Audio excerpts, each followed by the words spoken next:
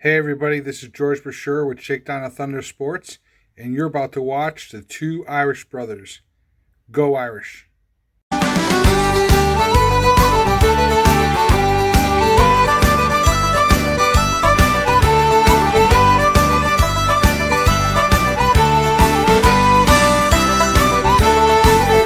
How's it going, everyone? I am ND Sean 45, I'm Irish Benjamin 57. and together we are the two Irish brothers. Now, first off, um, we want to let all you guys know apologies for this recap taking so long to come out with. Just in addition to it being Thanksgiving weekend, we had some other things come up, so our apologies on that. But hey, we're here now. That's all that matters. And Ben, the storm has been calmed. The trap stretch, as I called it, is now complete, and the Irish came out victorious over North Carolina, 31-17. Yep. Yeah. Out of one storm, and I think we have the calm before the next storm that we're going to be potentially hitting. So, yeah, North Carolina was a heck of an opponent. We knew what they were coming into this game. We knew that they were going to be a very, very difficult task, and they showed it. They really, really did, But at the end of the day, Notre Dame came away victorious. They're 9-0. They stay at number 2 in the polls, and they come in at number 2 in the first actual playoff poll. And if you'd like a little nugget, the last, I think, 2 or 3 champions have been number 2 in the first poll. Wow. So there you go. And the other cool one is the number 1 team has never won the college football playoff thus far. No kidding. Well, if there were trends for Notre Dame to take advantage of, those two nuggets would be the ones right there. But like you said, there's still a bunch of football to be played. Anything can happen. We've seen that this season. This is a season of survival, especially in these tumultuous COVID times, So we will see. But let's go back full circle and jump back to North Carolina. Well, I'll start off by saying this, and our buddy George can back me up on this. That first quarter, at the start of the game, I was really losing my crap because for a while there, Ben, it seemed like the Tar Heels were able to do whatever they wanted with us, especially in the passing game, because that was getting really frustrating to watch at the start. Yeah.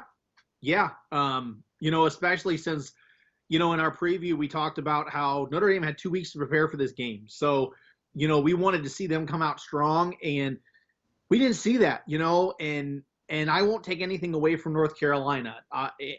If anything, I think that they have, without a doubt, the best offense in the country right now. I mean, I know it, people can say what they want about Clemson and Ohio State and some of those Pac-12 and Big 12 offenses, but North Carolina, man, they got a hell of an offense. So, it showed against Notre Dame's elite defense. It really did.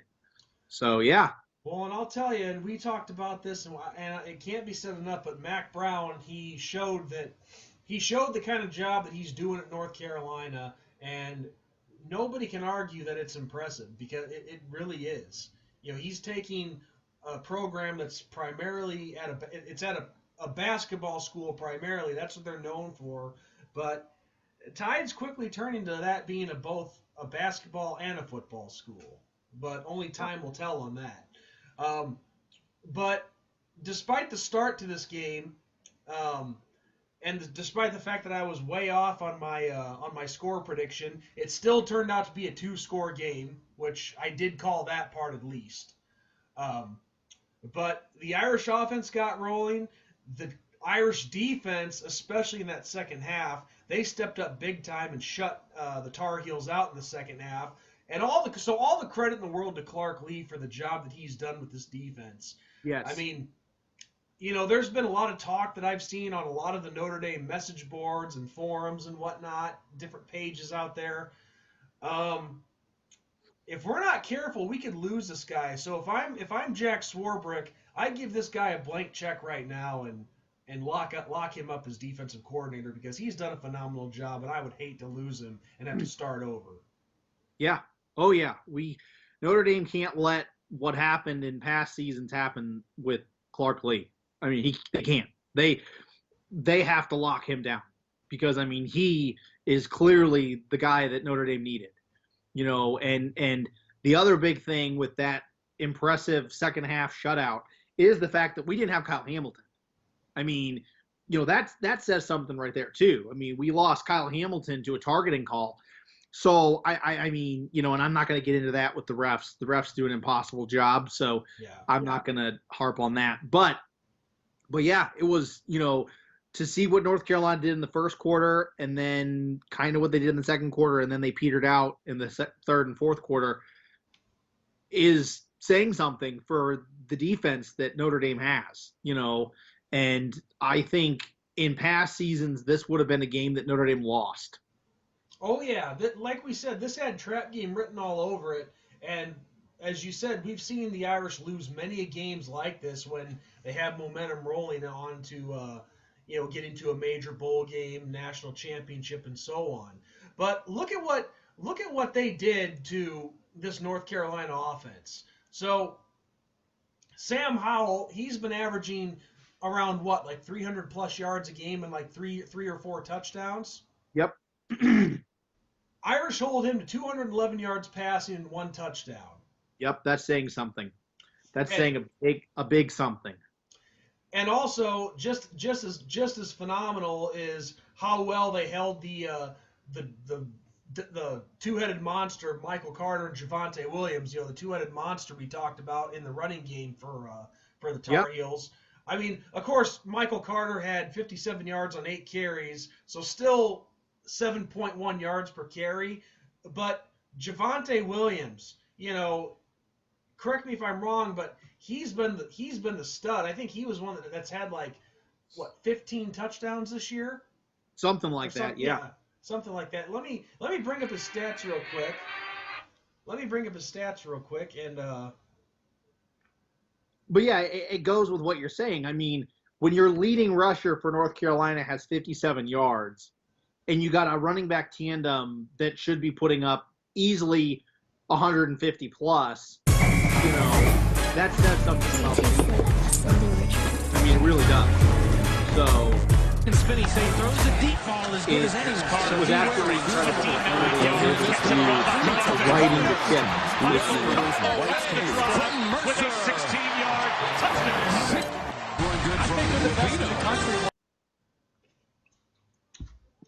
I'm sorry about that, Ben. I had an ad that was distracting me that started playing. No worries. But yeah, I mean, it's one of those things that Notre Dame rose to the occasion as opposed to rolling over and letting North Carolina walk all over them. Because, like you said, North Carolina came out firing on all cylinders, and Notre Dame took the cool, calm, and collected approach and just weathered the storm that North Carolina was giving them and took their lumps and then righted the ship. And that's all you can do. And then they won by 2 scores. I mean, what more can you ask for? And I know that the haters will say what they want. Even the fake fans that we have in our fan base will say what they want. But, Notre Dame deserves a lot of credit for that victory. And on the flip side, North Carolina deserves a lot of credit for what they did. I mean, so, yeah. Well, first I got to tell you a couple things here. Yes, I was right. Javonte Williams was the one that has 15 touchdowns and just shy of 900 yards. So shutting him down was phenomenal by this Irish defense. But also what you were just talking about and what people are saying about the Irish, I've noticed that, and I know this is only one game and one weekend of coverage, but you have some people that normally would hate on the Irish and disrespect them. Like Kirk Herbstreit, for example, I'm pretty sure it was him who's calling Notre Dame the #1 team in the country. Yeah. I mean, even Feinbaum is starting to give a little respect, but I don't expect that to last much longer. But yeah. but the fact that these guys are just saying it says a lot where this team is. I mean, I've seen people that are usually Notre Dame haters saying like, hey, The Irish look like a championship team. Got to give them credit. So Yeah. a lot of things changing right now. It's incredible. It's hard to dispute body of work. And the Notre Dame body of work now is that they're undefeated and that they beat the number one team in the country, which they did in Clemson. So the body of the work of Notre Dame's work is speaking for itself, and it's hard to say, well, they're not that good of a team, because who else this year has beaten the number one team? Nobody. Yeah, exactly. Notre Dame's the only one. The only way we'll somewhat shut people up is if we get to the ACC title game and beat Clemson again. That'll be a start. And even if we were to not win the national championship, and I'm looking way too far ahead here, I shouldn't be doing that, but even if we weren't to win the national championship, just winning that ACC title will show people that, hey, this is a team that's capable of winning championships. But of course, college football, it's a one step at a time process. Yep. But let's talk a little bit about the Notre Dame offense in this game. Now, Ian Book, as usual, he continued to impress in this one. I liked what he was able to do with the ball. You look at his numbers: 23 of 33, 279 yards and one touchdown. And that one touchdown came on one of the craziest backyard football plays I've ever seen. Yes, he made something out of nothing, didn't he? How did he get the hell out of that? I don't know. But just he was doing that all game long, and then of course, as we all saw, the underhanded flip to Michael Mayer, and when he first did that, I'm like, Ian, what are you thinking? What are you doing? Right. Don't do that. And I think crap. Right. And I think Ian would say the same thing. He'll probably be like, a lot of these people are right. I probably shouldn't do that, but just at that time I didn't have a lot of choices. But right. what can you say? Those are plays, even as crazy as they may be, those are plays that winners make. Yeah. Yeah. And also, speaking of winners, Notre Dame was the more disciplined team in Friday's game. Friday's game. Oh, it's weird. North Carolina had like 7 penalties or something like that for God only knows how many yards. But, I mean, that showed the discipline of Notre Dame, and that's something that we stress in our videos is, the fundamentals of football. Do the easy things. Don't give the opponent free yards. And North Carolina gave Notre Dame a lot of free yards. And it killed them. It absolutely killed them. So, not much more can be said on, with the performance. I mean, it was a very clean game. There was no turnovers on either side, so penalties is what's going to get you if there's no turnovers. And they sure did bite North Carolina in the butt. Well, and of course, we'd be very wrong if we didn't mention Kyron Williams. He had another phenomenal day, 124 yards on 23 carries with 2 more touchdowns. And then, of course, he had the lone passing touchdown from Ian Book. Javon McKinley, not enough good things you can say about this kid. He's truly having a breakout season, 135 yards on 6 catches. Michael Mayer, which was very quiet, but he was there in the right place at the right time, making some key catches. 4 receptions for 54 yards. So, everybody was making things happen here. So I mean, as we already covered the defense. They were stepping up all game long, especially in that second half, shutting things down. So if we keep this up, sky's the limit for this team. Oh yeah. Oh, definitely. And you just got to take it a game at a time. I mean, we so far we've done that. We haven't looked ahead. Haven't had to slip up yet. And can't really stress that enough because we've seen it happen this year. And like I said earlier, this could have been a game that Notre Dame loses. And I think in the situation that started in the game, I think Notre Dame would have lost it in past years. But the discipline and the coaching ability that Notre Dame has now came through and showed. Yeah. And you want to hear an interesting tidbit that I found out over the weekend? Um, my cousin who lives down in Kentucky, he is actually good friends with Michael Mayer's father, I think Really? both of his parents actually, because Mayer's from Kentucky. Yeah, So him and his parents and my cousin are actually good friends.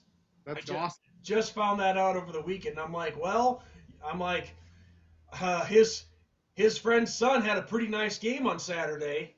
Yeah, no kidding. So it's crazy. It's like it just shows it's a small world. So, Yeah. but anyway, nothing much more to say about the North Carolina game. The Irish get it done, 31-17. Again, my prediction on winning by 2 scores turned out to be correct, and we just gotta keep moving. The storm is not over, like you said, Nope. but we get a little bit of calm before the storm coming up. So let's jump right into next week's game, Ben, Yep. and preview that, which is the Syracuse Orange, and this is our last home game of the 2020 season, Senior and day. yep, senior day, and if a good friend of mine out there is watching, my buddy Eric, you guys all know him better as Syracuse and Buffalo Sports, who I do the shows with on my own individual channel. Um, I'm not being mean because he already knows this. So I'm sorry, Eric, if you're watching, but um, I look at this game, Ben, against the Orange, and being completely honest with you, I could see shades of South Florida in this one. Oh yes. It's just, this is probably one of the most simplest previews that we've ever had to do, but the Syracuse Orange, they've been getting pushed around by pretty much literally Yep. everybody. Their only Yep. their lone victory comes against Georgia Tech, 37-20. But other than that, um, let's see, 1, 2, 3, 4, 5, 6, 7, 8, 9. Yeah, this is their last game of the season against us. Yeah. So, um, so 1-9 right now. Looking at a 1-10 season, which is not good for Syracuse considering just where they were a few years ago. Competing for playoff possibilities, New Year's Six possibilities. Yes. Um, it's just been I don't know how many times I can describe how rough of a season it's been for them. Yeah. Well, we'll start with the offensive side of things for Syracuse. I mean, if it's any indication of how big of a struggle it's been for the Syracuse Orange, their number one quarterback has 843 passing yards. Okay, you compare that to Ian Book's 2,097 passing yards. So I mean that shows it right there. And then you go to their running back. Their leading running back has 525 yards rushing. Kyron Williams has 901 Yeah. with one less game than this team. So I mean that shows you that they've just been abysmal and that anybody that wants to do anything to them can, unfortunately. I mean, I don't want to take anything away from Syracuse. I don't, because when you start looking down on opponents, that's when they come back to bite you. But this has all the makings of a major blowout. And like you said, shades of South Florida. But we can't take them we can't take them lightly. We can't. I mean, this is a team that has beaten number one Clemson. I think Clemson was number one. Maybe they weren't number one. Maybe they're 2 or 3. But I mean, this is a team that has beaten Clemson in the last 5 years. I mean, so this is a team yes. that has the potential, but hasn't shown it this season. Well, all I can say is this entire Syracuse offense, they've only produced 17 touchdowns all season. Only 3 rushing touchdowns. 3. That's it. I mean, so it's that's just another major indicator of how rough their season has been. And from what it looks like, See, like I knew from talking to Eric, because he's filled me in on a lot of info about the Syracuse Orange. I know Tommy DeVito, their number one guy at quarterback, but he fell off pretty quick, and then they switched to Rex Culpepper. But even Jacoby and Morgan has seen some time, so it's kind of been a little bit of a cluster F for the Orange this year. But at the same time, these kids are busting their tails off and doing the absolute best they can, and that is credit that's credit and respect that you have to give to any team out there, because things are so tough right now. They're fighting through it. They're playing, and they're just showing how dedicated they are to that program, no matter where things are at right now. But it's just, as far as numbers go, the numbers don't lie. It's just, they've not been good. It's been a very rough year for Syracuse, and they played some teams. I'm looking at their schedule. I mean, they played some teams hard, but I mean, let's take a look at some of their closer games. I mean, they're coming off NC State 36-29, Boston College 16-13, Pittsburgh 21-10. Other than that, everybody's just, well, how do I say this nicely? Mop the floor with them. Yeah, manhandled them. Yeah, I mean, and there's not much else you can say. I mean, this is a game that it's Notre Dame's last home game of the season, and it's senior day. I don't know if senior day will have the specialness that it normally does this season, for two reasons. Not only that it's COVID, but the other aspect of COVID this year that has changed a little bit of the way things are working in college football. Guys can return next year. Yes. And it doesn't matter what you are. It doesn't matter if you're a senior or a freshman. You can return next year. So will some of the seniors that could be leaving stay? They could. So this game that would normally be very, very, very, very, very special, because it will be your last game in Notre Dame Stadium, may not be their last game in Notre Dame Stadium. So, it has a different feel to it this year. Well, there's always that opportunity where if a guy, looks at his draft stock and he's kind of expected to go in the lower rounds, coming back next year for him would be an opportunity to, really improve on his numbers and get his draft stock up to get taken in the higher rounds. So that could be going through a lot of these guys' minds right now. Who knows? But of course, if you're the kind of player that we think you are, then you're thinking about Syracuse and the rest of the season than you are your draft stock. But of course, all these guys have that in the back of their mind. Absolutely. Yeah. But like I said, it's just going to have a different feel this year. It will. But this should just be Notre Dame doing whatever they want, whenever they want, and even when Syracuse was a good team, a team that can threaten a lot of teams, Notre Dame beat them soundly, in that Shamrock series. So, I mean, Notre Dame's had their way with Syracuse, and I think this year is no different. Well, and also something we got to remember, I'm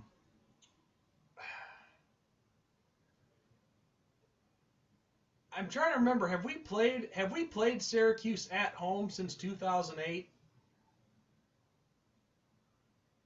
I don't know. I don't know that answer. Well, all I know is 2008, Syracuse beat us in our home. Yeah. So that's something we got to remember. There's a little revenge here, but I don't know. I'd like to think we played Syracuse one other time at home since then, but I could be wrong. But it doesn't matter. All I know is this Saturday, I see us handling Syracuse no problem. Yeah. I actually see it getting to the point where we get an opportunity to see some of the backups, maybe see Drew Pine get a few snaps at quarterback. Yep. Just try a few things out. Yeah, this is a game that if and I'm saying this loosely, if you're up big, you have to play younger guys. Okay, this is a worst case scenario right here. Where you are up big and you don't pull guys when you should have, and then they get hurt, and then you're effed for the rest of the season and leading into the potential playoffs. I expect to see Pine. I expect to see Jordan Johnson. I expect to see, on and on and on and on and on. More of Chris Tyree getting some more carries. I mean, it has to happen. So with that, have some score predictions. Oh, I'm already ready for mine. Of course, I know my buddy Eric has probably hated everything I've said right now, but like I told you guys at the start of this preview, he knows it's been a rough year.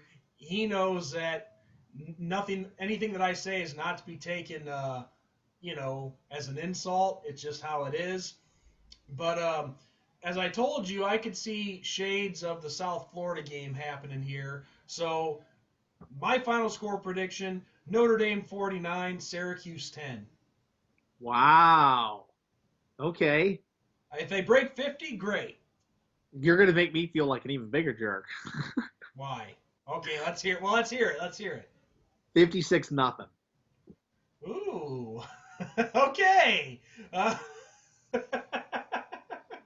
I'm not laughing at you. I think that's an accurate score prediction. I just didn't think you'd make it a goose egg. And hold on 1 second, folks. Ben is on his way back. He froze up on me. While we're waiting, while his screen is frozen, look at that mug. Is that not a mug that a mother wouldn't want to kiss on the cheek, and old ladies would want to squeeze those cheeks? Of course they would. So with me? Yeah, I'm with you. I just got some awesome comments in your afterwards. So did you hear my score prediction? 56-0. Yeah. Well, I don't think you're a jerk. I just didn't think you'd actually make it a goose egg.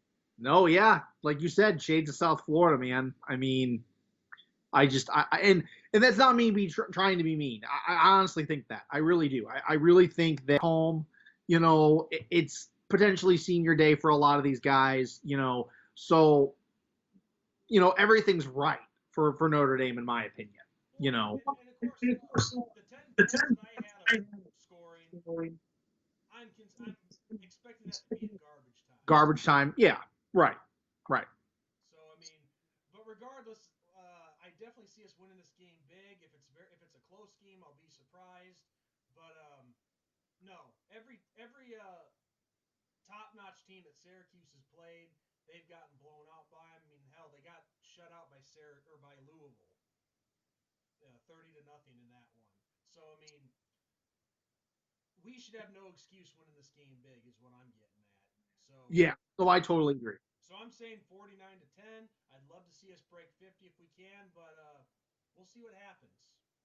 Yeah, for sure. And also a little announcement that I want to make to everybody personally, and I haven't decided if I'm going to do this on my channel or if I'm going to do it on here if Ben will let me.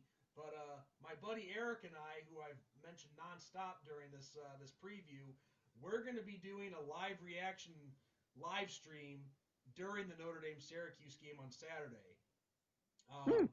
I'll probably I don't know, Ben, can I do it on this channel? If you'd like.